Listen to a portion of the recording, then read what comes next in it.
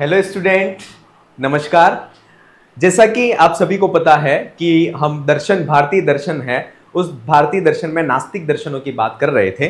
पिछली क्लास में हमने चार्वाक दर्शन जो है उस चार्वाक दर्शन के उसके बारे में पढ़ा था कि चार्वाक दर्शन जो है वह सिर्फ प्रत्यक्ष जो प्रमाण है उस प्रत्यक्ष प्रमाण को स्वीकार करता है और वह देह जो है उस देह को ही आत्मा की सत्ता के रूप में स्वीकार करता है।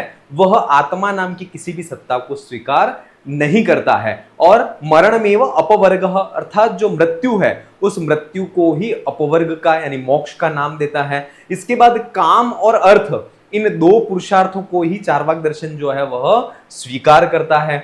ये कुछ चीजें हैं, इसका एक महत्वपूर्ण सिद्धांत है चार्वाक दर्शन का, यावत जीवेत सुखम जीवेत ऋणम कृत्वा घृतम पीबेत भस्मीभूतस्य देहस्य पुनरागमनः कुतः। ये चीजें जो है वह चार्वाक दर्शन से संबंधित जो है वह हमने पिछली क्लास में देखी थी। आज की जो क्लास है वह जैन दर्शन जो है उस जैन दर्शन का परिचय है। वह सर्वदर्शन संग्रह में क्या दिया गया है, उसमें कौन कौन सी कारिकाएं हैं, जैन दर्शन का तत्व मीमांसा क्या है, ये जो है वह द्रव्य किसको मानते हैं, ज्ञान कितने प्रकार के हैं, रत्नत्रय क्या कहलाते हैं, अनंत चतुष्टय क्या कहलाते हैं, ये सारी चीजें कुछ सर्वदर्शन संग्रह में जैन दर्शन के वर्णन में ये सारी चीजें कही गई हैं। तो उसके बारे में अपन देखेंगे कि जैन दर्शन जो है उस जैन दर्शन की तत्व मीमांसा क्या है, उसका द्रव्य मीमांसा क्या है, पदार्थ मीमांसा क्या है, इन सारी चीजों की बात हम आज की क्लास में करेंगे। चलिए प्रारंभ करते हैं। भारतीय दर्शन की बात करें तो भारतीय दर्शन को दो भागों में बांटा गया है। एक तो है आस्तिक दर्शन, दूसरे है नास्तिक दर्शन। आस्तिक दर्शन और नास्तिक दर्शन का विभाजन का जो आधार है वह वेदों की सत्ता से लिया गया है। जो दर्शन वेदों की सत्ता को स्वीकार करते हैं वह तो कहलाते हैं आस्तिक दर्शन, जो दर्शन वेदों की सत्ता को स्वीकार नहीं करते हैं वह कहलाते हैं नास्तिक दर्शन। तो नास्तिक दर्शन जो है उस नास्तिक दर्शन में तीन दर्शन आते हैं। सबसे पहला जो दर्शन आता है उसका नाम है चार्वाक दर्शन।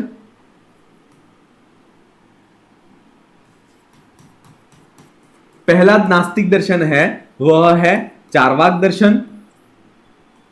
दूसरा नास्तिक दर्शन है वह है जैन दर्शन। तीसरा नास्तिक दर्शन है उसका नाम है बौद्ध दर्शन। क्लियर? सबसे पहली बात, जो नास्तिक दर्शन कौन से हैं, तो नास्तिक दर्शन तीन है, चार्वाक दर्शन, जैन दर्शन और बौद्ध दर्शन। ये तीन दर्शन जो है वह नास्तिक दर्शन कहलाते हैं। अब हम आज की क्लास में जो बात करेंगे वह जैन दर्शन की बात करेंगे। ठीक है, जैन दर्शन जो है उस जैन दर्शन का अपर नाम जो सर्वदर्शन संग्रह में दिया गया है वह आर्हत दर्शन भी दिया गया है। क्या दिया गया है? आर्हत दर्शन दिया गया है। सर्वदर्शन संग्रह को पढ़ रहे हैं। सर्वदर्शन संग्रह के रचयिता कौन है? तो सर्वदर्शन संग्रह के रचयिता माधवाचार्य हैं। कौन है? माधवाचार्य। क्लियर? अब जैन दर्शन और आर्हत दर्शन दोनों जो है वह एक ही नाम है। जैन दर्शन का ही अपर नाम जो है वह आर्हत दर्शन है। अब आर्हत दर्शन क्यों कहा गया है? आर्हत दर्शन क्यों कहा गया है? तो अरहंत है ना, अरहंत के द्वारा प्रतिपादित जो धर्म है या जो दर्शन है उसको आर्हत दर्शन कहा गया है। अरहत द्वारा प्रतिपादित दर्शन, अरहत द्वारा प्रतिपादित दर्शन जो है वह आर्हत दर्शन कहलाता है।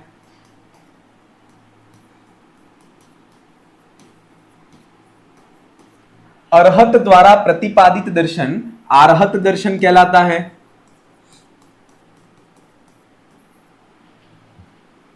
और इसी आर्हत दर्शन को जैन दर्शन भी कहते हैं।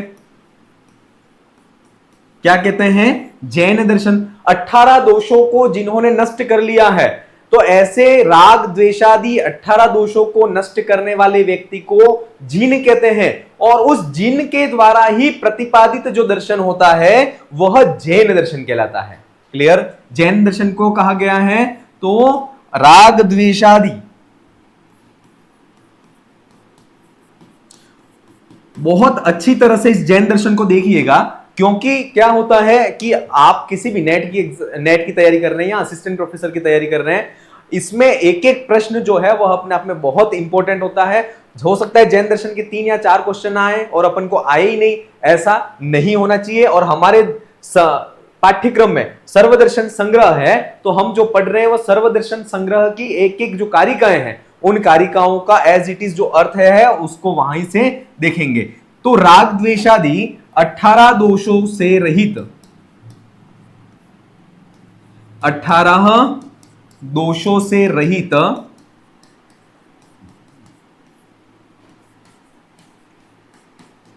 पुरुष जिन कहलाता है।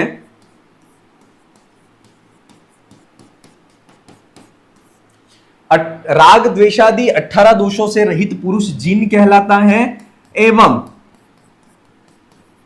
जिन के द्वारा प्रचारित दर्शन जैन दर्शन कहलाता है। क्लियर?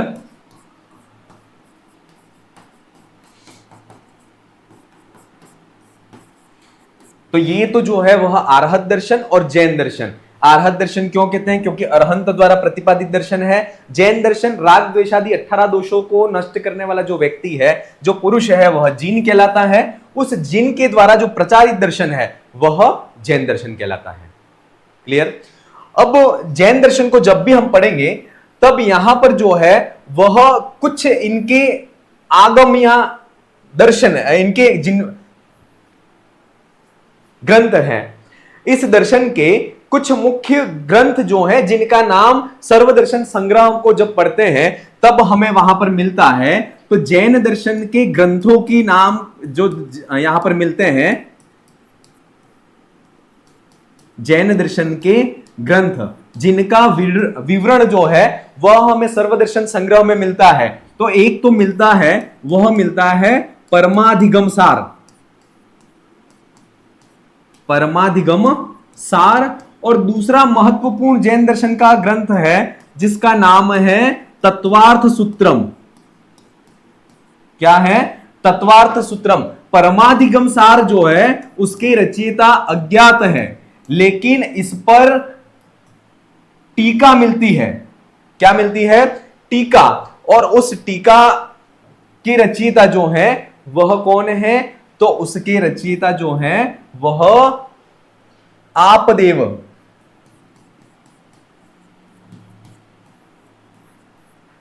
जो है वह इसके रचयिता है। तत्वार्थ सूत्र जो है, उस तत्वार्थ सूत्र के रचयिता जो है वह कौन है? उमा स्वामी है। कौन है? उमा स्वामी। और तत्वार्थ सूत्र का जो अपर नाम है वह मिलता है तत्वार्थाधिगम सूत्र।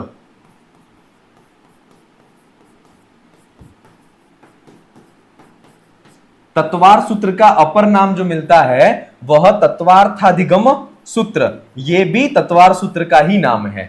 क्लियर? तो जैन दर्शन जो है उस जैन दर्शन के 2 ग्रंथ हैं, एक तो है परमाधिगम सार और दूसरा जो नाम है वह है तत्वार्थ सूत्र। तत्वार्थ सूत्र के रचयिता जो है वह उमा स्वामी है। चलिए अब बात करते हैं कि जैन दर्शन जो है उस जैन दर्शन में जो इनके प्रमुख सिद्धांत कौन से हैं, ये क्लियर हो गया। परमाधिगम सार और तत्वार्थ सूत्र। परमाधिगम सार के रचयिता जो है वह अज्ञात है, और परमाधिगम सार पर जो टीका लिखी गई है उस टीका के रचयिता जो है वह योगदेव है। कौन है?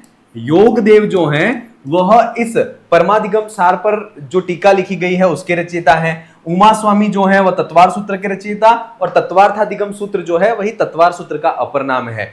जैन दर्शन के प्रमुख जो सिद्धांत हैं, उन प्रमुख सिद्धांतों में आपने नाम सुना होगा, एक तो है स्यादवाद और एक दूसरा सिद्धांत है वह है अनेकांतवाद।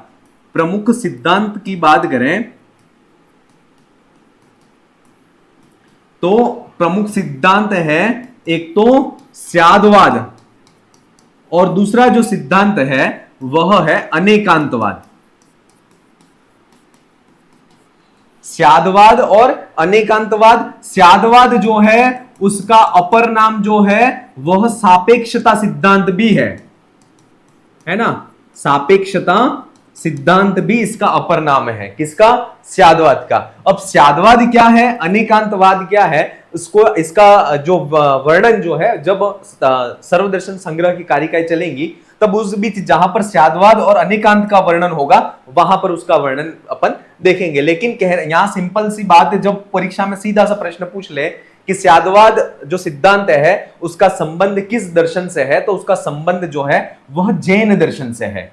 तो इतना स्याद्वाद और अनेकांत का संबंध किस दर्शन से है, तो आपको इतना पता होना चाहिए कि इसका संबंध जो है वह जैन दर्शन से है। ठीक है, अब जैन मतानुयायी जो है वह जैन मतानुयायी अपने जैन दर्शन के जो प्रचारक थे, जिन्होंने जैन धर्म जो है उन जैन धर्म को आज वर्तमान में इतना प्रचार प्रसार किया, उसको तीर्थंकर कहा गया है। क्या कहते हैं? तीर्थंकर। क्लियर? जिन्होंने 18 दोषों को नष्ट कर दिया है उसको जीन कहा जाता है। जीन के द्वारा प्रचारित जो धर्म है उसको जैन कहते हैं। तो वो जो जिन है, जिन्होंने 18 दोषों को नाश कर दिया है, न उनके अंदर राग है न द्वेष है, किसी भी प्रकार के कोई 18 दोष नहीं है, तो 18 दोषों से रहित जो जिन है वही तीर्थंकर कहलाते हैं। और जैन दर्शन में तीर्थंकरों की संख्या कितनी है? तो जैन दर्शन में तीर्थंकरों की संख्या 24 तीर्थंकर है। कितने हैं? 24 तीर्थंकर। और इसमें 24 तीर्थंकरों के नाम याद नहीं हो तो कोई बात नहीं, लेकिन प्रथम तीर्थंकर कौन से हैं? तो प्रथम तीर्थंकर ऋषभदेव जो है वह प्रथम तीर्थंकर हैं। और 24वें तीर्थंकर कौन है? तो भगवान महावीर जो हैं वह 24वें तीर्थंकर है। 23वें तीर्थंकर जो है वह भगवान पार्श्वनाथ जो है वह 23वें तीर्थंकर है। क्लियर? ये थोड़ा सा याद रखना, क्योंकि ये नाम ऋषभदेव, महावीर और पार्श्वनाथ, इन तीन नामों को याद रखना। और ये जो है वह जैन दर्शन के जो 24 तीर्थंकर हैं उसमें 24 तीर्थंकरों में इनका नाम आता है।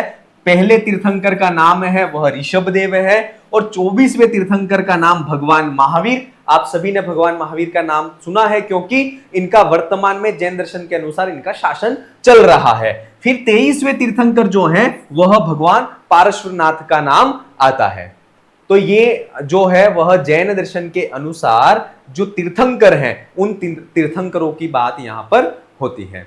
ठीक है, चलिए अब अपन चलते हैं। ये तो बात हो गई वह सामान्य सा जो परिचय है। जो जैन दर्शन है वह कितने प्रमाणों को स्वीकार करता है, ये चीज भी आप याद रखना कि जैन दर्शन जो है उसके अनुसार प्रमाण की संख्या अगर पूछ ले तो प्रमाण जो है वह 2 प्रमाण है। एक तो है प्रत्यक्ष और दूसरा प्रमाण जो है वह है अनुमान। बहुत सी किताबों में जैन दर्शन 3 प्रमाणों को स्वीकार करता है, ऐसी बात भी लिखी हुई होती है। लेकिन सर्वदर्शन संग्रह की जब कारिकाएं पढ़ोगे आप तो सर्वदर्शन संग्रह में जैन दर्शन की अंतिम जो कारिकाएं हैं उस अंतिम कारिकाओं में एक स्पष्ट रूप से कहा गया है कि जैन दर्शन जो है वो उस जैन दर्शन में प्रत्यक्ष और अनुमान इन 2 प्रमाणों को ही स्वीकार किया गया है। क्लियर? तो जैन दर्शन कितने प्रमाणों को मानता है? तो जैन दर्शन प्रत्यक्ष और अनुमान इन दोनों प्रमाणों को स्वीकार करता है। क्लियर? अब बात करते हैं अरहत दर्शन। जैसा कि सर्वदर्शन संग्रह में जैन दर्शन का नाम जो मिलता है वह अरहत दर्शन मिलता है। क्लियर? जैन दर्शन जो है वह सर्वदर्शन संग्रह में नाम नहीं मिलता है, वहां पर क्या नाम मिलता है? अरहत दर्शन। ठीक है, तो सबसे पहले जो बात करेंगे वह अरहत कौन है ना? अरहत कौन है, इनका क्या स्वरूप है, उसकी बात जो है वह हेमचंद्र सूरी जो है, हेमचंद्र सूरी, इन हेमचंद्र सूरी ने सर्वदर्शन संग्रह में अरहत के स्वरूप को स्पष्ट करते हुए कहा है, सर्वज्ञो जीत रागादि दोषस्त्रैलोक्य पूजितः यथा अवस्थितार्थवादी च देवो अरहन परमेश्वरः।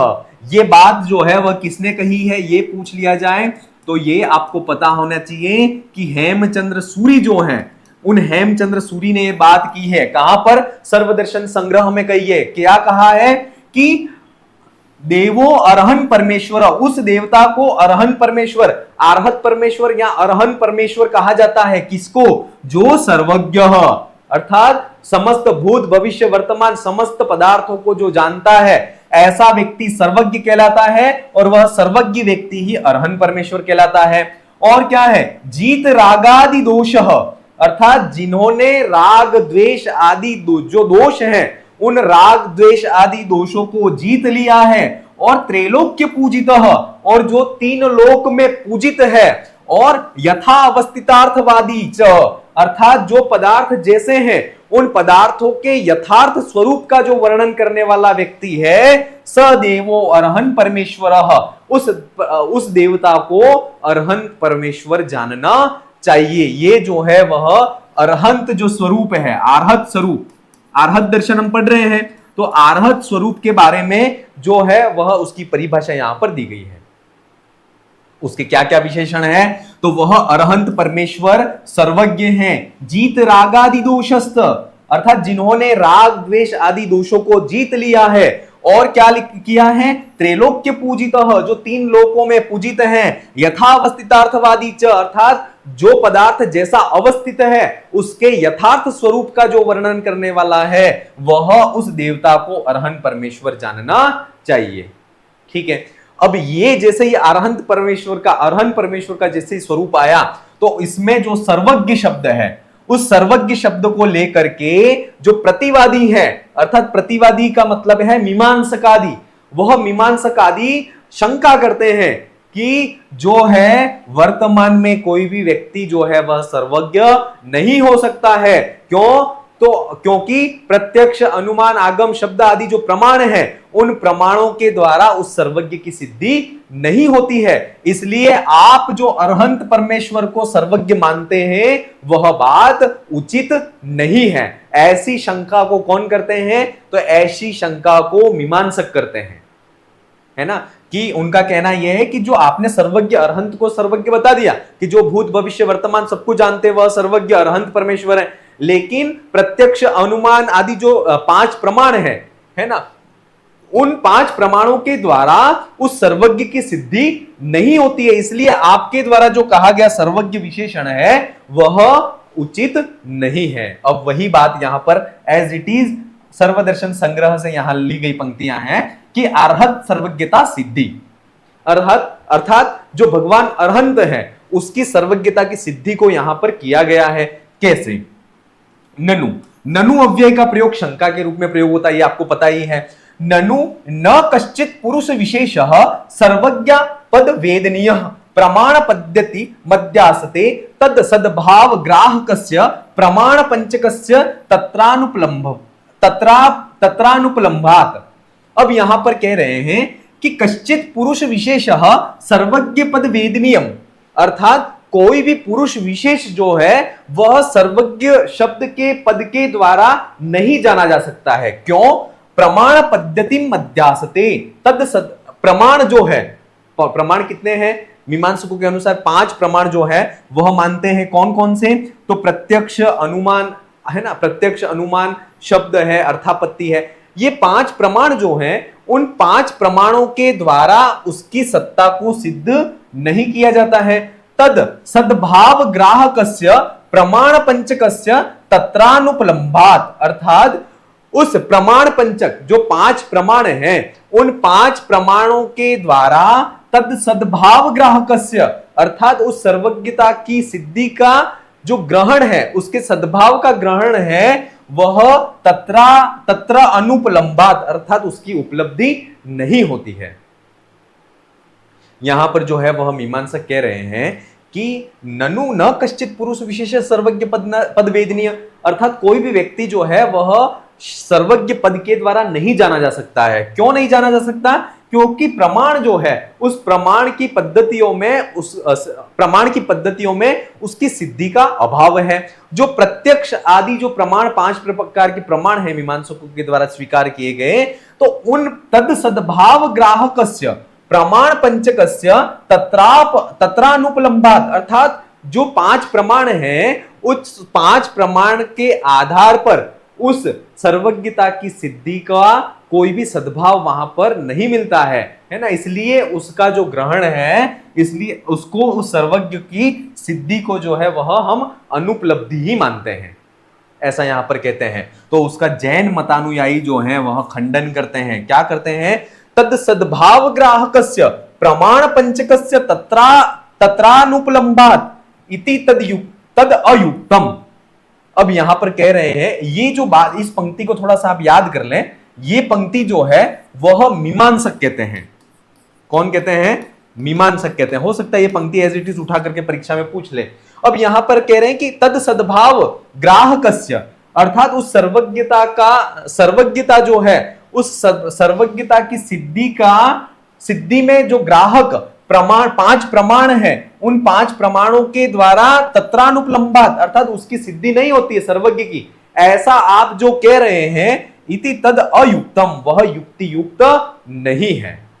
ये जैन मतानुयायी कहते हैं। ये पंक्ति जो है वह याद करना, ये मीमांसकों ने कही है, क्योंकि यहां पर इन्होंने शंका में भी ये बात कही है, ये रही है ना। इसलिए इस पंक्ति को थोड़ा सा आप हाईलाइट करके अच्छी तरह से याद कर लें।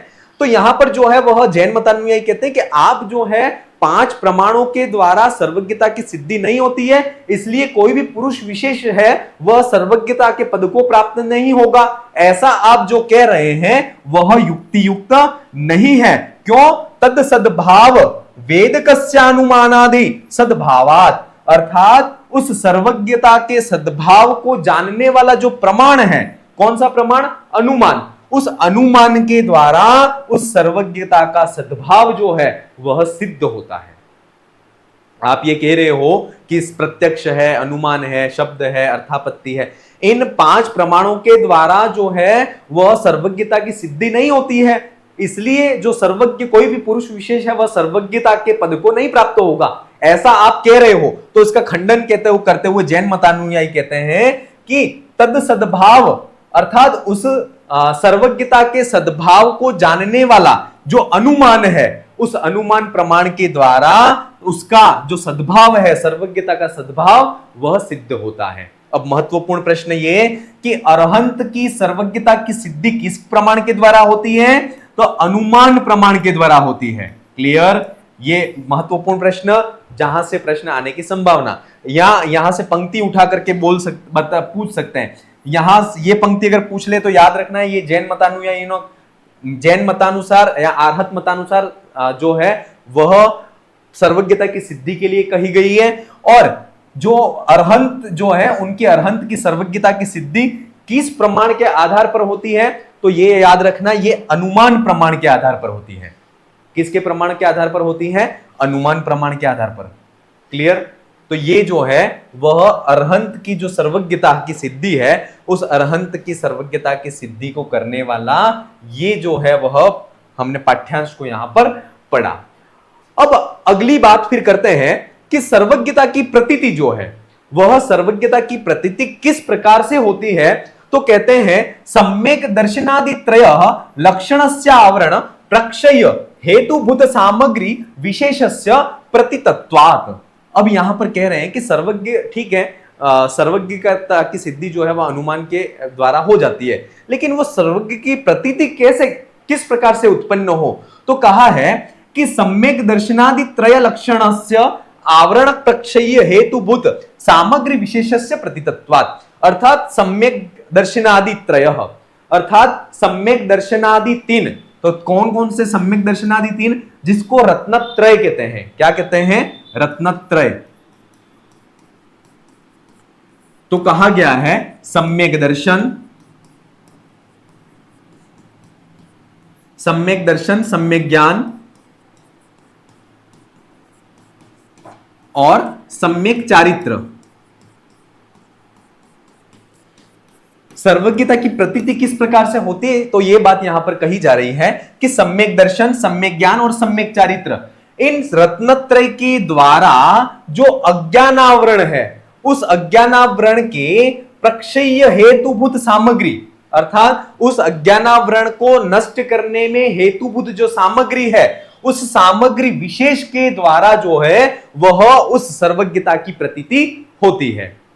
अब यहां पर सर्वज्ञता की प्रतीति जो है वह किस प्रकार से होती है? कोई भी व्यक्ति वैसे तो सर्वज्ञ हो सकता है, तो यहां पर यह कह रहे हैं कि जो रत्नत्रय है, सम्यक दर्शन, सम्यक ज्ञान, सम्यक चारित्र, इस सम्यक दर्शन, सम्यक ज्ञान, सम्यक चारित्र, इन तीनों रत्नत्रयों के द्वारा जो व्यक्ति का अज्ञानावरण है, उस अज्ञानावरण को नष्ट करने के हेतुभूत सामग्री जो है, उस हेतुभूत सामग्री विशेष के द्वारा जो है वह सर्वज्ञता की प्रतीति होती है। यह बात यहां पर कही गई है। ठीक है, चलिए फिर सर्वज्ञ जो व्यक्ति है, उस सर्वज्ञ का लक्षण यहां पर कहा जा रहा है कि तस्मात् प्रागुक्त कारण त्रितय बलादावरण प्रक्षय्ये सार्वज्ञम युक्तम। अब यहां पर जो है वह सर्वज्ञ किसको कहते हैं, तो उस सर्वज्ञ को क्या लक्षण कहा गया है कि तस्मात् प्रागुक्तः, अर्थात तस्मात् इसलिए, प्रागुक्तः पहले जो कहा जा चुका है, जो कि सर्वज्ञता की प्रतीति में यहां कहा गया है, सम्यक दर्शन, सम्यक ज्ञान और सम्यक चारित्र। तो तस्मात् प्रागुक्त अर्थात जो इसलिए जो पहले कहा जा चुका है, ऐसे कारण त्रितय बलाद अर्थात उस सम्यक दर्शन, सम्यक ज्ञान और सम्यक चारित्र, इन तीन कारणों के बल से आवरण प्रक्षय्य अर्थात जो अज्ञानावरण है, उस अज्ञानावरण के क्षय हो जाने पर जो है वह व्यक्ति सार्वज्ञ कहलाता है, और वही सर्वज्ञ कहलाता है। किसको कहते हैं? सर्वज्ञता की प्रतीति। सबसे पहले यहां पर बात की कि सर्वज्ञता की प्रतीति कैसे होती है, तो सर्वज्ञता की प्रतीति जो है वह सम्यक दर्शन, सम्यक ज्ञान, सम्यक चारित्र, इन सम्यक दर्शन, सम्यक ज्ञान और सम्यक चारित्र के द्वारा जो अज्ञानावरण है, उस अज्ञानावरण के नष्ट करने की हेतुभूत सामग्री है, उस हेतुभूत सामग्री विशेष के द्वारा जो है वह उस सर्वज्ञता की प्रतीति होती है। फिर सर्वज्ञता का लक्षण जो है वह कहते हैं कि तस्मात् प्रागुक्त अर्थात इसलिए जिसका स्वरूप पहले कहा जा चुका है, अर्थात ये सम्यक दर्शन, सम्यक ज्ञान और सम्यक चारित्र, तस्मात् प्रागुक्त कारण त्रित्रय बलाद अर्थात इसलिए प्रागुक्त अर्थात जिनका स्वरूप पहले कहा जा चुका है, ऐसे रत्नत्रय के बल से, रत्नत्रय के कारण जो अज्ञानावरण है, उस अज्ञानावरण के प्रक्षय्ये अर्थात उसके नष्ट हो जाने पर जो पुरुष विशेष है या जो आत्मा विशेष है वह सार्वज्ञम युक्तम, वह सार्वज्ञ या सर्वज्ञ कहलाती है। क्लियर? तो यह सर्वज्ञता की प्रतीति और सर्वज्ञता का जो लक्षण है उसकी बात यहां पर कही गई है। अब रत्नत्रय इससे पहले हमने देखा था, सम्यक दर्शन, सम्यक ज्ञान, सम्यक चारित्र। अब ये कहते किसको है, ये क्या है, तो उसके लिए फिर कहा है कि सम्यक दर्शन, सम्यक ज्ञान और सम्यक चारित्र जो है, ये रत्नत्रय जो है वह मोक्ष मार्ग कहे गए हैं। कैसे? तो इसके लिए सूत्र कहा है, तत्वार्थाधिगम सूत्र है, वहां पर सम्यक दर्शन ज्ञान चारित्राणि मोक्ष मार्ग, अर्थात सम्यक दर्शन, सम्यक ज्ञान और सम्यक चारित्र, ये सम्यक पद है वह तीनों के साथ लगेगा। सम्यक दर्शन, सम्यक ज्ञान और सम्यक चारित्र, ये तीनों जो है, इन तीनों की एकता जो है वह मोक्ष मार्ग कहलाती है। क्लियर? ये बहुत इंपॉर्टेंट है। जैन दर्शन के अनुसार मोक्ष मार्ग क्या है, तो रत्नत्रय है, वही मोक्ष मार्ग है, या सम्यक दर्शन ज्ञान चारित्राणि मोक्ष मार्ग। अब यहां पर अगर रिक्त स्थान में सम्यक दर्शन ज्ञान चारित्राणि, ये रिक्त स्थान में अगर प्रश्न पूछ ले तो आपको ये पता होना चाहिए कि ये मोक्ष मार्ग कहलाता है। क्लियर? अब सम्यक दर्शन हो गया, सम्यक ज्ञान हो गया और सम्यक चारित्र, इन तीनों की एकता जो है, इन तीनों की एकता जो है वह मोक्ष मार्ग कहलाता है। अब सम्यक दर्शन किसको कहते हैं, उसकी बात कहते हैं। तो जो परमाधिगम सार है, परमाधिगम सार में के जो टीका का योग देव है, उनके द्वारा सम्यक दर्शन जो है, उस सम्यक दर्शन का स्वरूप कहा गया है, येन रूपेण जीवाद्यर्थो व्यवस्थितस्तेन रूपेण अर्हता प्रतिपादिते तत्वार्थे विपरीताभिनिवेश रहितत्वाद्य परपर्यायः श्रद्धानम सम्यक दर्शनम। ये डेफिनेशन है वह योग देव द्वारा सम्यक दर्शन की डेफिनेशन कही गई है कि येन रूपेण जीवाद्यर्थो व्यवस्थितस्तेन रूपेण, अर्थात जिस रूप में जीव आदि जो पदार्थ है, उन जीव आदि पदार्थों का जो रूप व्यवस्थित है, उन जिस रूप में वह जीवादि पदार्थ जो है वह व्यवस्थित है, उनका उसी रूप में प्रतिपादन जो है वह अरहंत परमेष्टि जो है, अरहंत जो परमेश्वर है उनके द्वारा वैसा ही उसका प्रतिपादन किया गया है। ठीक है? तत्वार्थ है, ऐसे उन तत्वार्थ तत्वों के अर्थ में विपरीताभिनिवेश रहितत्वाद, अर्थात विपरीत, संशय विपर्य आदि से रहित श्रद्धान जो है, अर्थात जैसा उन्होंने जैसा स्वरूप बताया है वैसा की वैसा हमें उस पर श्रद्धान करना, उस पर विश्वास करना, वह कहलाता है परपर्याय श्रद्धाना सम्यक दर्शन, वह कहलाता है सम्यक दर्शन कहलाता है। क्लियर? एक बार फिर देखें कि जीवादि जो पदार्थ हैं, उन जीवादि पदार्थों का जो स्वरूप है, उन स्वरूप का वैसा ही वर्णन जो है वह अरिहंत परमेष्टि जो है उन्होंने वैसा ही वर्णन किया है। तो जैसा जीवादि पदार्थों को जैसा व्यवस्थित स्वरूप है वैसे ही व्यवस्थित स्वरूप का वर्णन जो है वह अरहंत परमेष्टि के द्वारा किया गया है। तो और अरहंत परमेष्टि के द्वारा जो जीव जैसा है वैसा उसका जैसा वर्णन किया गया है, वैसे उस वर्णन पर संशय विपर्य आदि संशयों से रहित यथार्थ श्रद्धान को करना वही कहलाता है सम्यक दर्शन कहलाता है। क्लियर? ये जो है वह योग देव जो हैं, उन योग देव ने जो सम्यक दर्शन की परिभाषा दी थी उसकी बात यहां पर कि कहने का मतलब यह है कि अरिहंत परमेष्टि ने जीवों का जैसा स्वरूप बताया है या जैसा उसका वर्णन किया है उस पर किसी भी प्रकार का संशय से रहित होकर के, है ना, जैसा उन्होंने कहा वो सच ही है, ऐसा यथार्थ श्रद्धान करना वह कहलाता है सम्यक दर्शन कहलाता है। फिर तत्वार्थ सूत्र जो है, उस तत्वार्थ सूत्र में सम्यक दर्शन की परिभाषा क्या दी है? तो ये जो प्रश्न है यह यहां से प्रश्न पूछा जाता है। यह तत्वार्थ सूत्र में सम्यक दर्शन की परिभाषा है। तो कहा है तत्वार्थ श्रद्धानम सम्यक दर्शनम, अर्थात तत्व जो है उन तत्वों के अर्थ में श्रद्धान रखना वह कहलाता है सम्यक दर्शन कहलाता है। फिर और भी कहा है रुचिर जिनोक्त तत्वेषु सम्यक श्रद्धान मुच्यते जायते तन्निसर्गेण गुरोरधिगमेन वा। अब यहां पर देखिए बहुत इंपॉर्टेंट है कि जो जिनोक्त, जो जिनेंद्र, जिन माने जिन्होंने 18 दोषों से जो रहित है उसको जिन कहते हैं। तो जिन जो हैं उन जिनेंद्र भगवान के द्वारा जो उक्त तत्व हैं, उन उक्त तत्वों में अर्थात जिनेंद्र भगवान के द्वारा जो कहे गए तत्व हैं, उन जिनेंद्र भगवान के द्वारा कहे गए तत्वों में रुचि को रखना वह कहलाता है सम्यक श्रद्धान, अर्थात उनका अच्छी प्रकार से श्रद्धान कर रखना वह कहलाता है सम्यक दर्शन कहलाता है। क्लियर? जिनेंद्र भगवान के द्वारा जो कहे गए तत्व हैं उन कहे गए तत्वों में रुचि का रखना वह कहलाता है सम्यक श्रद्धान या सम्यक दर्शन कहलाता है। और वह सम्यक दर्शन जायते तन्निसर्गेण अधिगमने गुरो अधिगमेन वा, अर्थात वह सम्यक दर्शन दो प्रकार से होगा। एक तो होगा वह कहलाता है निसर्गज, और दूसरा सम्यक दर्शन कहलाता है वह कहलाता है अधिगमज। क्लियर? सम्यक दर्शन के कितने भेद हैं देखिए। भगवान जिनेंद्र ने जिन तत्वों का वर्णन किया है उन वर्णों पर यथार्थ श्रद्धान करना वह कहलाता है सम्यक दर्शन कहलाता है। ये बात हमारे समझ में आ गई। लेकिन वह सम्यक दर्शन हो कैसे? जैसे हमारा जन्म हुआ है तो हमें जिनेंद्र भगवान के द्वारा कहे गए तत्व जो हैं उन पर श्रद्धान करना है। तो ये बात कहे कैसे, या सम्यक दर्शन जो है वह उत्पन्न कैसे हो? तो वह यहां तो निसर्गज होगा या फिर अधिगमज होगा।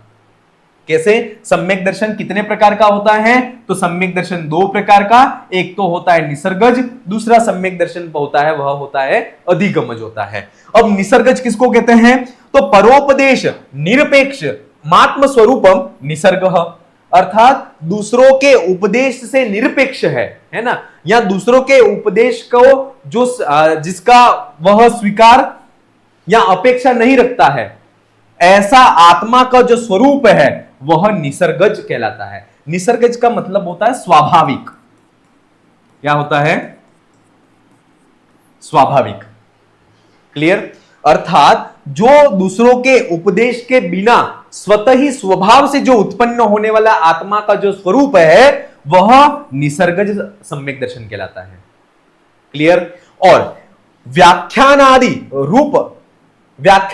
रूप परोपदेश जनितम ज्ञान अधिगमज, अर्थात गुरु आदि जो हैं उन गुरु आदि के व्याख्यान आदि के द्वारा जो उपदेश उत्पन्न होता है, ठीक है, गुरु आदि के व्याख्यान आदि उपदेश के द्वारा जो आत्मा का स्वरूप होता है या जो सम्यक दर्शन उत्पन्न होता है उसको अधिगमज सम्यक दर्शन कहते हैं। दोनों क्लियर हो गए। निसर्गज और अधिगमज सम्यक दर्शन दो प्रकार के होते हैं कि जो दूसरों के उपदेश के अपेक्षा को नहीं रखता है और स्वभाव से ही जो सम्यक दर्शन उत्पन्न हो जाता है उसको निसर्गज सम्यक दर्शन कहते हैं। और अधिगमज सम्यक दर्शन जो गुरु आदि के व्याख्यान के द्वारा, है ना, गुरु आदि के प्रवचन आदि के द्वारा जो दूसरों के उपदेश से जो उत्पन्न होने वाला सम्यक दर्शन है वह अधिगमज सम्यक दर्शन कहलाता है। क्लियर? तो ये जो है वह सम्यक दर्शन के जो दो भेद हैं, निसर्गज और अधिगमज, उसकी बात यहां पर समाप्त होती है। रत्नत्रय में दूसरा जो आएगा सम्यक दर्शन ज्ञान चारित्राणि मोक्ष मार्ग। तो दूसरा जो प्रकार है वह है सम्यक ज्ञान। क्या है? सम्यक ज्ञान। सम्यक ज्ञान का लक्षण है यथावस्थित तत्वानाम संक्षेपाद विस्तरेण वा योवबोधमस्तमाहु सम्यक ज्ञान मनीषिणः। यहां कहा गया है यथा अवस्थित तत्वानाम, जो जैसा तत्व माने जो पदार्थ का जैसा स्वरूप है उसका यथार्थ रूप से संक्षेप या विस्तार से उसको जानना, है ना। जो पदार्थ जैसा है, जो तत्व जैसा है उसको वैसा ही जानना संक्षेप या विस्तार के द्वारा यो अवबोधम तम माहु सम्यक ज्ञान मनीषिणा। जिसको वह जानता है, जो यथावस्थित तत्वानाम, जो पदार्थ जो तत्व जैसा है उसका संक्षेप या विस्तार के द्वारा यह अवबोध जो जानता है तम आहु सम्यक ज्ञान मनीषिणा, उसको मनीषी जो व्यक्ति हैं, जो विद्वान है, वह सम्यक ज्ञानम आहु, उसको सम्यक ज्ञान कहते हैं। जो तत्व जैसा है उस तत्व को यथार्थ रूप में जानना और उस यथार्थ तत्व को संक्षेप या विस्तार के द्वारा अवबोध करना, वह कहलाता है, उसको मनीषी जो व्यक्ति हैं वह उसको सम्यक ज्ञान कहते हैं। क्लियर? ये सम्यक ज्ञान की परिभाषा हो गई। और सम्यक ज्ञान जो है उसके कितने भेद हैं ये परीक्षा में पूछ लें तो सम्यक ज्ञान के 5 भेद हैं। कितने भेद हैं? 5 भेद हैं। कौन कौन से 5 भेद हैं? तो मति ज्ञान, मति ज्ञान, श्रुत ज्ञान, अवधि ज्ञान,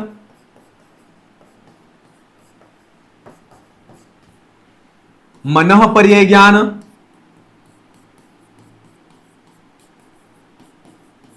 और केवल ज्ञान।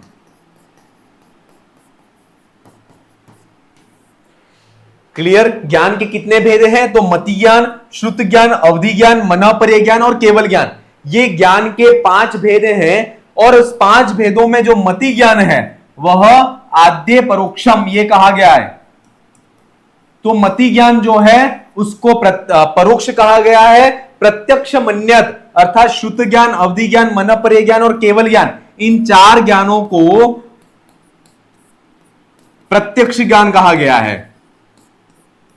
देखिए इसमें थोड़ा सा कंफ्यूजन ये होता है कि सर्वदर्शन संग्रह जो है उसमें मति ज्ञान को ही परोक्ष कहा गया है, शेष 4 ज्ञानों को प्रत्यक्ष कहा गया है। लेकिन तत्वार्थ सूत्र आदि जो जैन दर्शन के जो ग्रंथ हैं उसमें मति ज्ञान और श्रुत ज्ञान इन दोनों को परोक्ष माना गया है।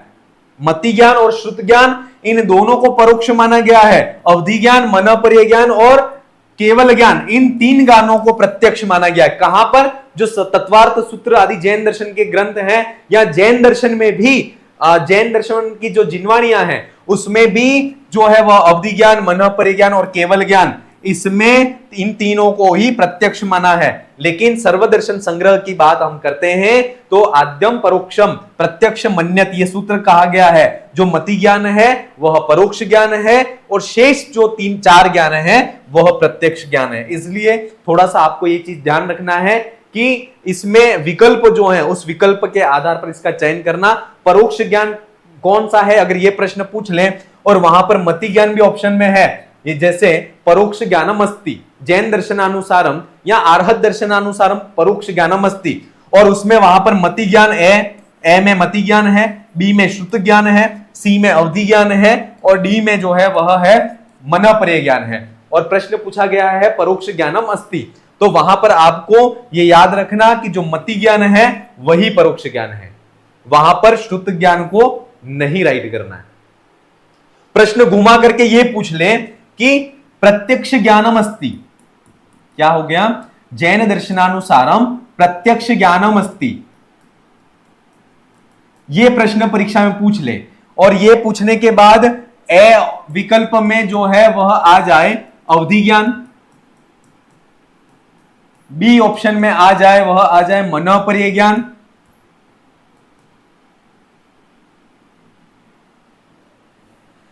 प्रत्यक्ष ज्ञानम नास्ति कर लीजिए इसका ऑप्शन, प्रत्यक्ष ज्ञानम नास्ति,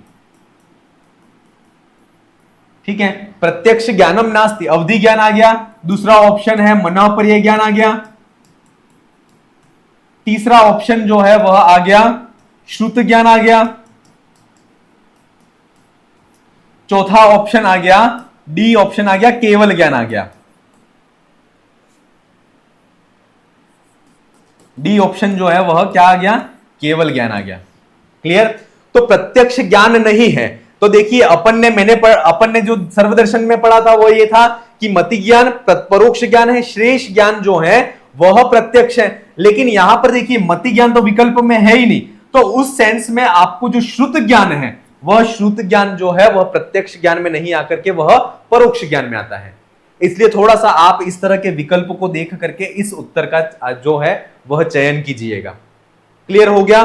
जो सर्वदर्शन संग्रह में जो बात है वह भी मैंने बता दी, और तत्वार्थ सूत्र जो है उसमें जो बात कही गई है वो भी मैंने बता दी। तो मति ज्ञान, श्रुत ज्ञान और अवधि ज्ञान, मनोपर्य ज्ञान और केवल ज्ञान, इन चारों ज्ञानों में मति ज्ञान जो है वह सर्वदर्शन संग्रह के अनुसार परोक्ष ज्ञान है, शेष ज्ञान जो है वह प्रत्यक्ष ज्ञान है। क्लियर। चलिए अब बात करते हैं मति ज्ञान, श्रुत ज्ञान, अवधि ज्ञान, इनकी परिभाषाएं जो है उसकी बात करते हैं कि इनकी परिभाषाएं कौन कौन सी हैं, क्या है। तो मति ज्ञान जो है वह ज्ञानावरण क्षयोपशमे सति इंद्रिय मनसी पुरस्कृत्य व्यापृत संन्यार्थ मनुते सामति। अब यहां पर कहा जा रहा है कि ज्ञानावरण कर्म के क्षय और उपशम से, क्षय का मतलब होता है संपूर्ण रूप से नष्ट हो जाना, क्षय का मतलब है संपूर्ण रूप से नष्ट हो जाना, और उपशम का मतलब होता है क्षणिक नाश। क्षणिक नाश का मतलब होता है कुछ समय के लिए नाश होना, कुछ समय बाद वापिस उसका उदय में आना, यह कहलाता है उपशम। क्लियर।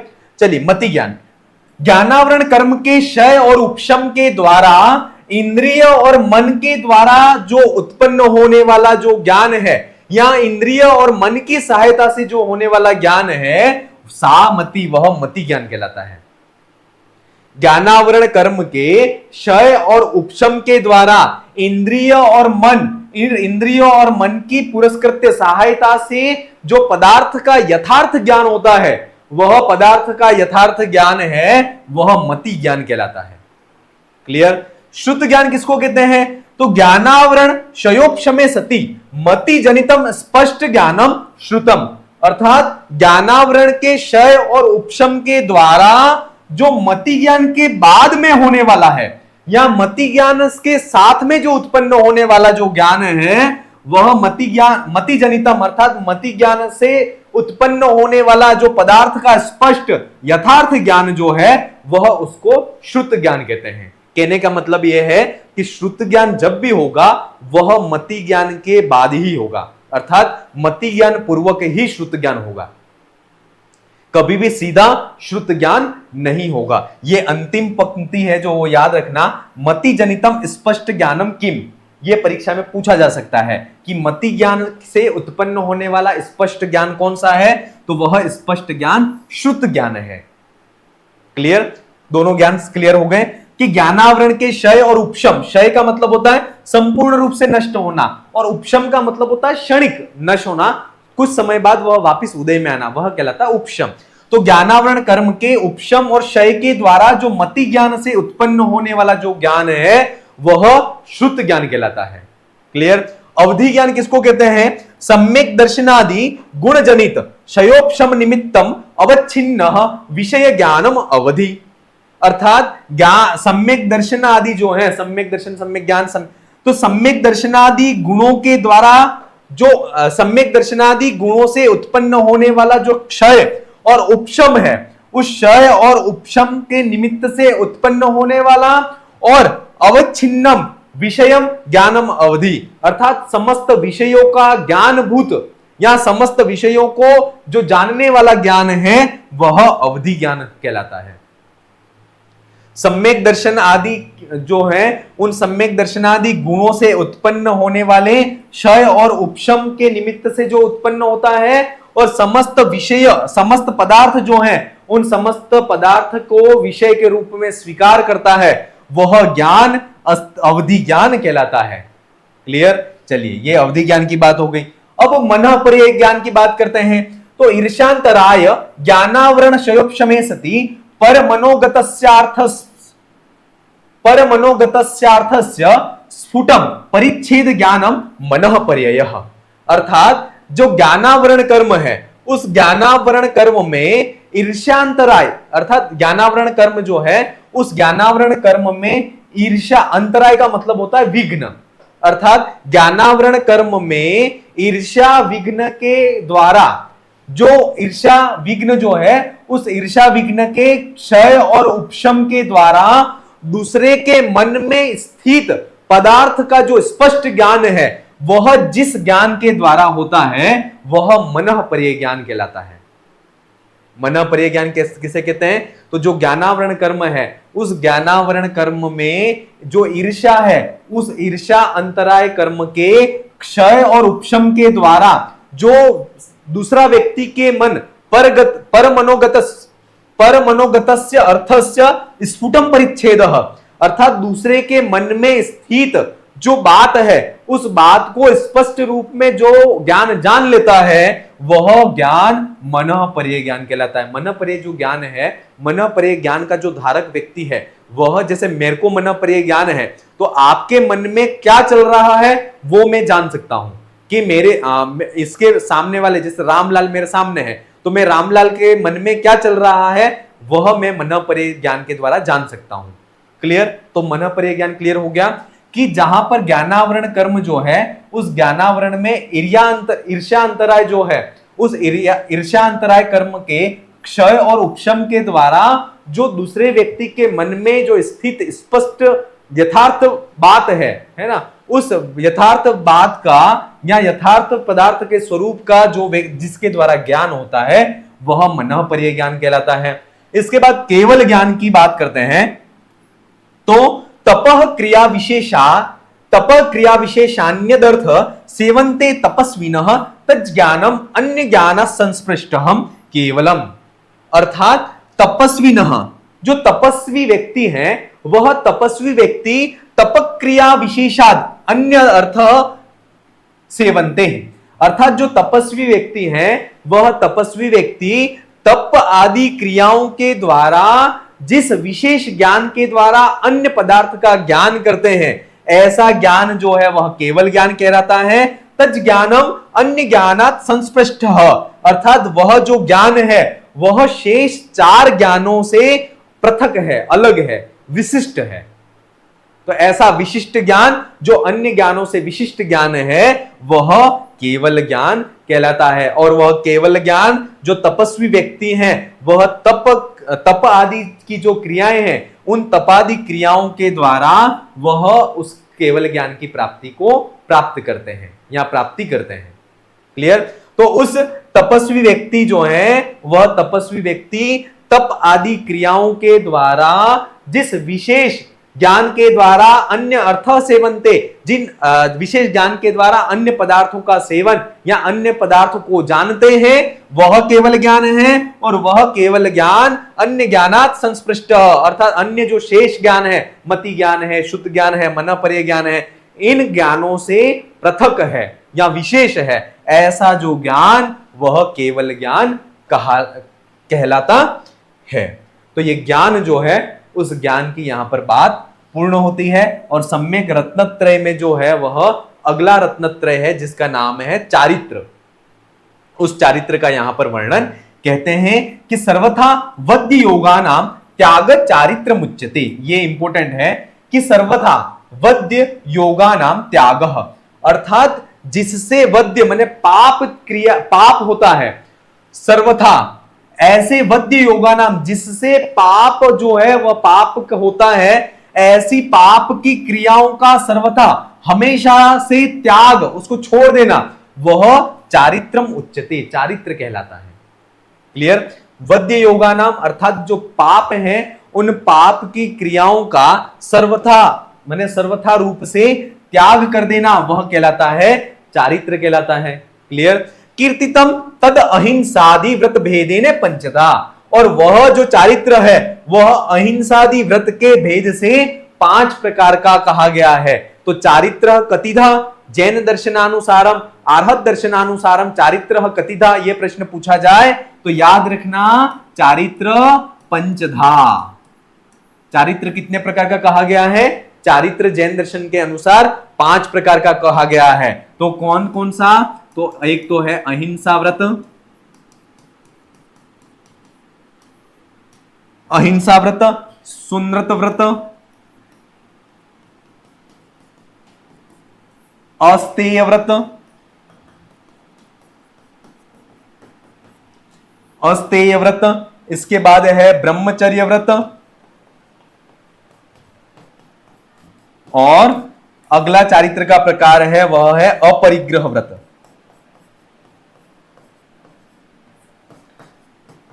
जैन दर्शन सर्वदर्शन संग्रह में जो सर्वदर्शन संग्रह में जो जैन दर्शन है उसका मतलब जो मुख्य रूप से जो सारी चीजें हैं उन सारी चीजों को कारिकाओं के माध्यम से, वृत्तियों के माध्यम से हम पढ़ रहे हैं, इसलिए आपको इसमें से कुछ भी छोड़ना नहीं है।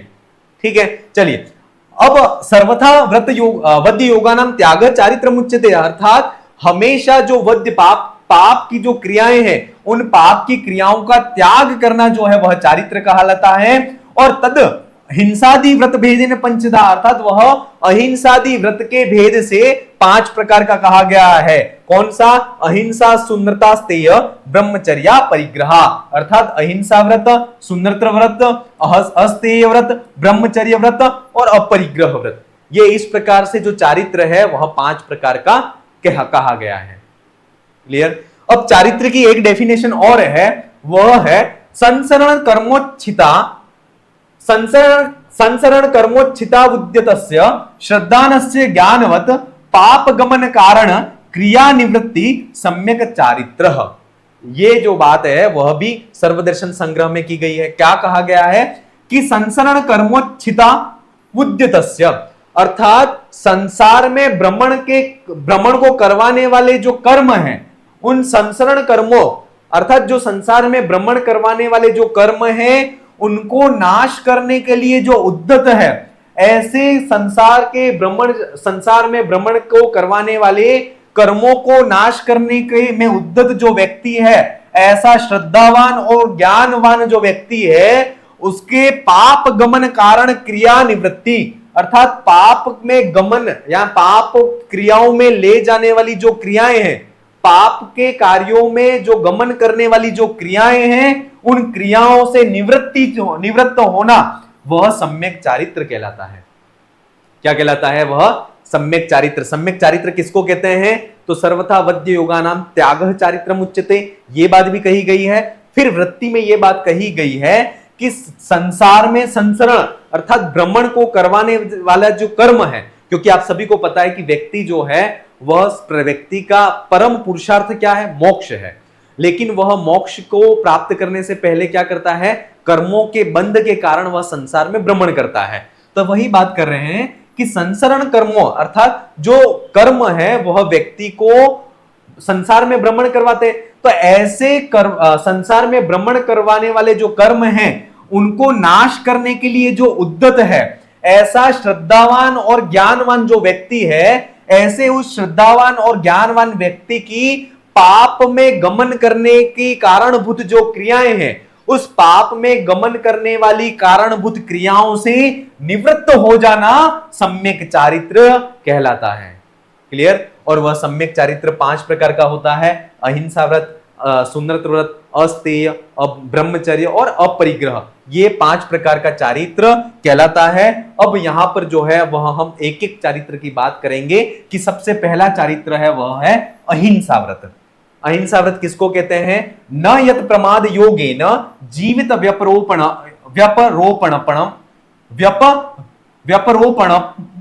चराणाम स्थावराणाम च तदारहिंसा व्रतम मतम। अब यहां पर कह रहे हैं कि प्रमाद योगेन, अर्थात प्रमाद के योग से, असावधानी के द्वारा, चराणाम स्थावराणाम, चराणाम माने जो जीव हैं, जीव का मतलब होता है पशु है, पक्षी है, मनुष्य है, ये तो कहलाता है चर। और स्थावर का मतलब होता है जो वृक्ष आदि जो हैं वह स्थावर कहलाते हैं, क्योंकि वृक्ष आदि जो हैं उसमें भी जीव होता है, एकेंद्रीय जीव है। तो ऐसे मनुष्य आदि, पशु पक्षी आदि और स्थावर माने जो वृक्ष, पुष्प है, पत्र है, ऐसे उन स्थावरों का जो है जीवित व्यापरोपणम, अर्थात उनके प्राणों का घात नहीं करना, वह कहलाता है अहिंसा व्रतम मतम, वह अहिंसा व्रत कहलाता है। अर्थात प्रमाद के योग के द्वारा जो मनुष्य है, पशु है, पक्षी है, या स्थावर माने वृक्ष है, पुष्प है, पत्र है, इनके प्राणों का घात नहीं करना या इनके प्राणों का नुकसान नहीं करना या प्राणों का नाश नहीं करना, वह कहलाता है अहिंसा व्रत कहलाता है। और यह अहिंसा व्रत है वह चारित्र का भेद है। सत्य व्रत किसको कहते हैं? प्रियम पथ्यम वचस तथ्यम सुनृतम व्रतम उच्यते तथ्यमपि नो तथ्य अप्रियम चाहितम चयत। अब यहां पर कह रहे हैं कि प्रिय अर्थात जो सुनने में प्रिय लगता है, पथ्य मने जो अंत में सुखद हो, और तथ्य मने जो यथार्थ बात है, अर्थात जो प्रिय है, पथ्य है और तथ्य है, ऐसे वचनों को सुनृत व्रत मुच्यते, ऐसे वचनों को सुनृत व्रत यानी सत्य व्रत कहा जाता है। और तथ्यम अपि नो तथ्यम, अर्थात वह यथार्थ जो बात है या वह सत्य भी सत्य नहीं है, जो अप्रिय हो या अहित, जो अप्रिय हो और अहितकर हो, यानी हित को करने वाला नहीं हो। तो ऐसा तथ्य जो है वह सत्य, यथार्थ होकर के भी सत्य होकर के भी सत्य नहीं है, जो कि अप्रिय हो और अहितकर हो, है ना, हित को करने वाला नहीं होकर के अपितु वह अहित को कर रहा हो। तो ऐसा अगर अप्रिय, ऐसा सत्य है जो हितकर भी नहीं है और प्रिय भी नहीं है, तो वह सत्य होकर के भी सत्य नहीं है, यह बात यहां पर कही गई है। और ये जो है वह सत्य व्रत की परिभाषा यहां पर दी गई है। अस्तेय व्रत अदानमदत्तस्यास्ते व्रतमुदीरितम अदानमदत्तस्यास्तेय व्रतमुदीरितम बाह्य प्राण नरामर्थो हर्ताम तम हताहिते।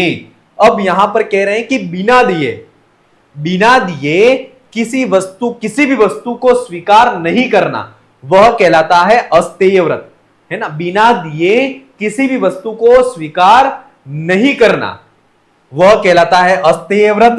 और बाह्य नृणाम अर्थो बाह्य प्राणा, अर्थात जो व्यक्ति या मनुष्य है, उस मनुष्य के लिए अर्थ माने जो पैसा है वह बाह्य प्राण कहा गया है। आप सभी को पता है कि पैसा जो है उस अर्थ की कितनी वैल्यू है, आप सभी को पता है।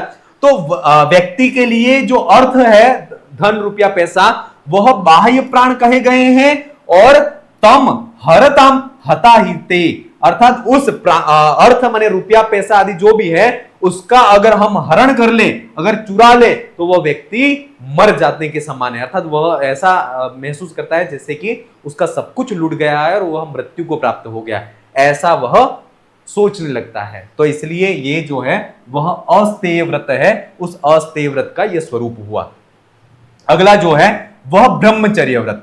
ब्रह्मचर्य व्रत है दिव्योदारिक कामानाम कृतानुमतकारिते मनोवाक कायस्तस त्यागो ब्रह्मष्टदशधा मतम।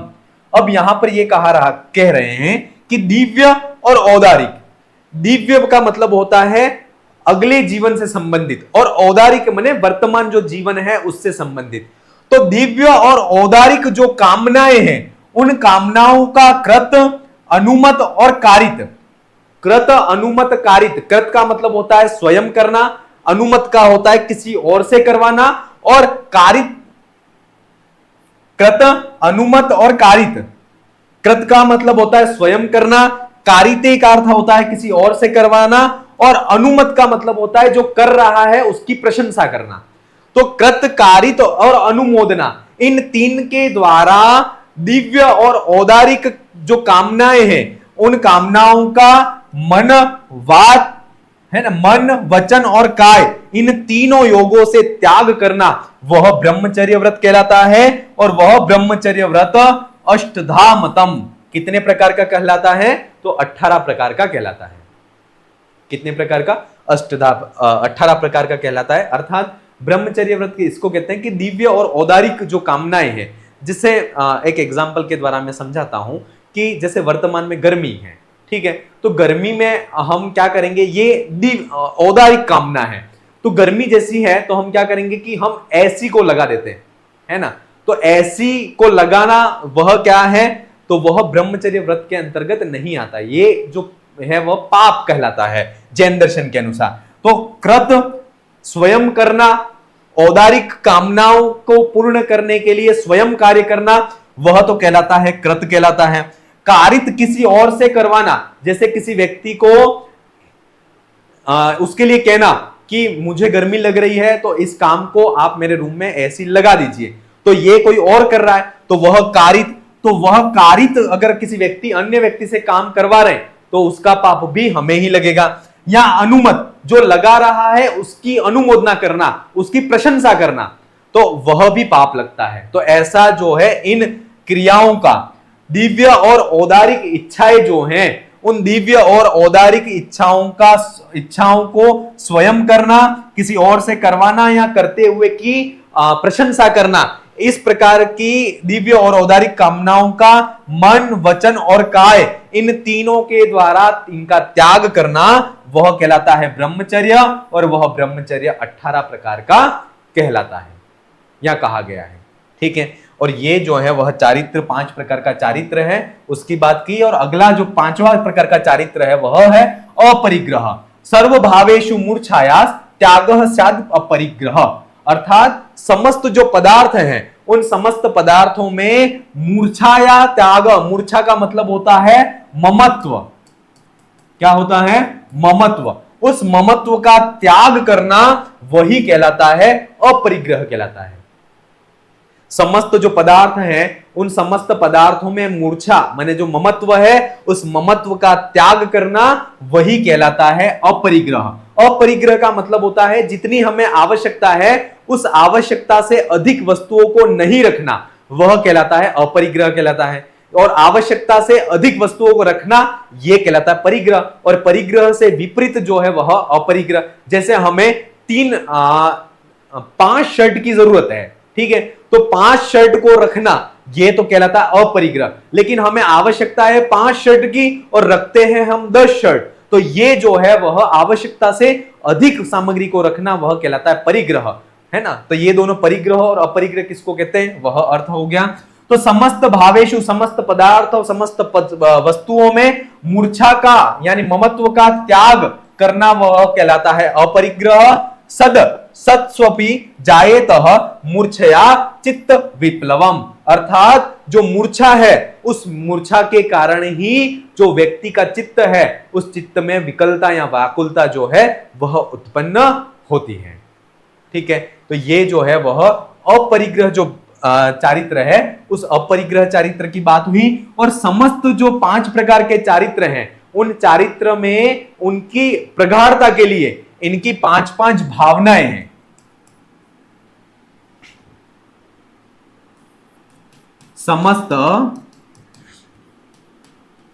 समस्त हिंसादि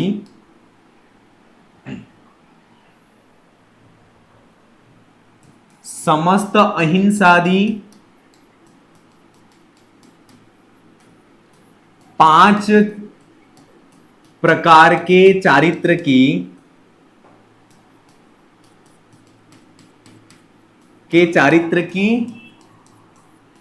स्थिरता के लिए, स्थिरता के लिए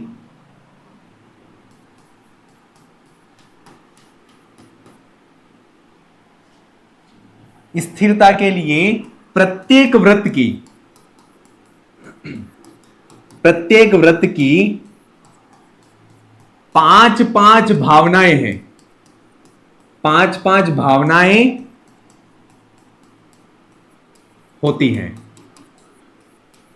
ठीक है, जो अहिंसादि 5 प्रकार के चारित्र हैं, उन 5 प्रकार के चारित्रों की स्थिरता के लिए, उनमें प्रगाढ़ता हो, व्यक्ति उन व्रतादि को अच्छी प्रकार से कर पाए, इसके लिए प्रत्येक जो व्रत है उसकी 5-5 व्रत की भावनाएं हैं, जिनके कारण उन व्रतों में स्थिरता जो है वह बनी रहती है। तो सुन्नत जो व्रत है, सुन्नत व्रत जो है, उस सुन्नत व्रत जो है जिसको सत्य व्रत भी कहते हैं, उस सत्य व्रत की स्थिरता के लिए सर्वदर्शन जो संग्रह है, उस सर्वदर्शन संग्रह में 5 भावनाएं कही गई हैं। एक तो है हास्य, क्रोध, लोभ, हास्य, क्रोध, लोभ, भय और प्रत्याख्यान। ये 5 प्रकार की सुन्नत व्रत या सत्य व्रत जो है, उस सत्य व्रत या सुन्नत व्रत की स्थिरता के लिए इस चारित्र की या इस व्रत की 5 प्रकार की भावनाएं कही गई हैं। हास्य भावना, क्रोध भावना, लोभ भावना, भय भावना और प्रत्याख्यान। ये 5 प्रकार की भावनाएं जो हैं वह सुन्नत व्रत या सत्य व्रत की 5 भावनाएं इसकी स्थिरता के लिए इसमें कही गई हैं।